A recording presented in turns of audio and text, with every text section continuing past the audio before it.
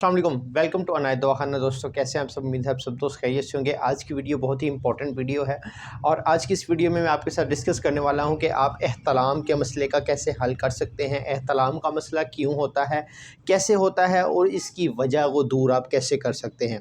सबसे पहले तो मैं आपको बताता चलूँ कि मेरा नाम हकीम हमज़ा है और मैं सियालकोट सिटी से बात कर रहा हूँ। अगर आपको इस बारे में कोई मशवरा करना है, कोई बात पूछनी है, कोई कंसल्ट करना है मेरे साथ, तो आप रब्ता कर सकते हैं। मैं आपको इसके बारे में मज़ीद तफ़सीलात भी फ़राहम कर सकता हूँ।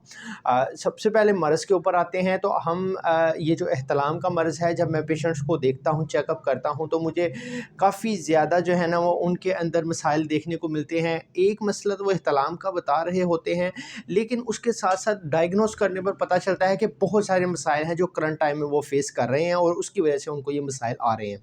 तो सबसे पहला तो मसला ये होता है कि उनको बहुत ज़्यादा ये गर्म चीज़ें फ़ास्ट फूड खा खा के, गर्म चीज़ों का इस्तेमाल कर कर के, अंडों का ज़्यादा इस्तेमाल करने की वजह से, गोश्त बड़ा ज़्यादा इस्तेमाल करने की वजह से उनके जो बॉडी है उसके अंदर हीट का मसला बढ़ जाता है।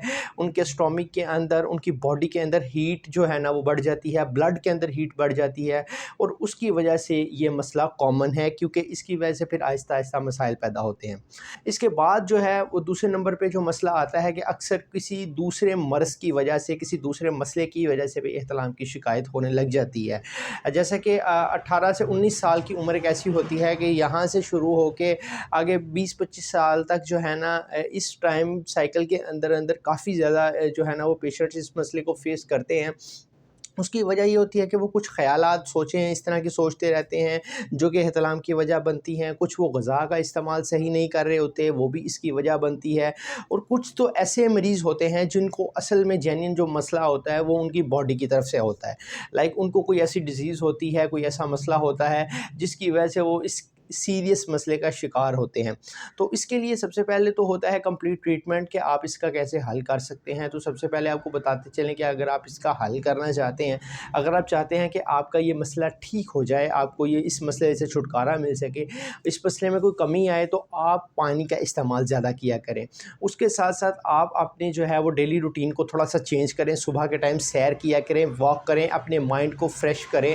अपने माइंड के अंदर जो ख़यालात हैं, जो सोचें हैं, जो कि फ़ज़ूल सोच होती है, उसको अपने जो है ना उसको कम करें और आहिस्ता-आहिस्ता अपनी डेली रूटीन को चेंज करने की कोशिश करें। इसमें आप एक्सरसाइज़ करें, वॉक करें, अपनी अपनी डाइट को, अपनी खुराक को बेहतर करें और उसके साथ-साथ आप ऐसी चीज़ों का इस्तेमाल करें जो कि आपकी हीट को ठीक करें, आपके मसाइल को बेहतर करें और आपके इस जो एहतलाम का मसला है इसको ठीक करने में कारआमद साबित हों। तो जहाँ तक मेरी बात है कि मैं अपने पेशेंट्स का जब इलाज करता हूँ तो बहुत सारे ऐसे मरीज़ हैं जिनको बहुत पुराना मसला था, अल्लाह ने शिफा दी है उनको भी।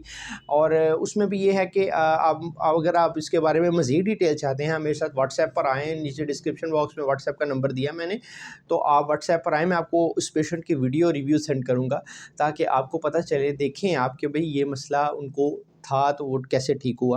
तो वीडियो रिव्यू भी आपके साथ मैं शेयर करूँगा पेशेंट्स को लेके जिनका मैं ट्रीटमेंट दवाखाने पर कर रहा होता हूँ। और बहुत सारे पुराने मरीज़ होते हैं जिनका मसला ये है, इस तरह के मसाइल जो फ़ेस करते हैं उनका फिर हल भी हम करते हैं।